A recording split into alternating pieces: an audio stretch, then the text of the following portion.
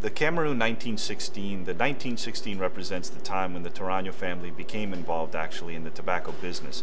My great-grandfather went from or moved from Spain to Cuba back in the year 1916 and immediately became involved in Cuba in the tobacco brokering business. Actually, he was brokering bales of tobacco at the time, thus the date of 1916. The 1916 is one of our, we have 2 or 3 cigars in our Toraño portfolio that I would put more in the mild to medium category. A lot of our other cigars are more medium plus, but one of the rich tasting and nice tasting cigars that we have to offer is the Cameroon 1916. The Cameroon wrapper, as most may know, is grown in Cameroon, Africa. Just when you hear that, you realize the difficulty. If you speak to the growers that grow the tobacco in Cameroon and what they go through to grow this tobacco, you know how good it must be to go through some of the difficulties to just literally make it out to the farms.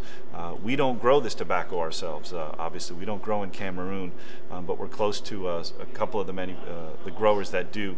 And it's a leaf that I think is special. It's in the cigar world, it's really one of the most expensive wrapper leaves because of its limited quantity.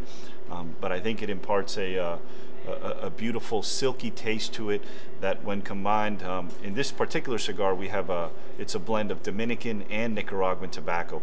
So we blended this cigar for that mild to medium category, or that the guy and gal who really enjoys it. And I mention the gals because I will tell you in a lot of some of the cigar stores that we go in, it's fun for us, I think, in the industry to see, you know, a little bit the women's side of cigar smoking is growing a little bit, and so this is a cigar that would be good for any woman that wants to try a Toraño cigar in that category.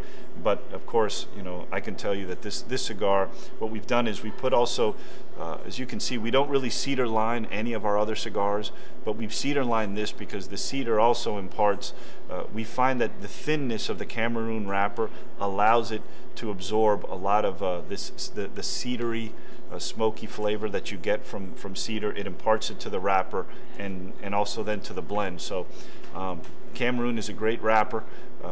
Nicaragua is great, and when you combine Nicaraguan and Dominican, I think you get an interesting combination that I would highly recommend. That if you enjoy mild to medium and you want a lot of flavor but not a lot of body, the Cameroon 1916 is a great Toraño cigar to smoke.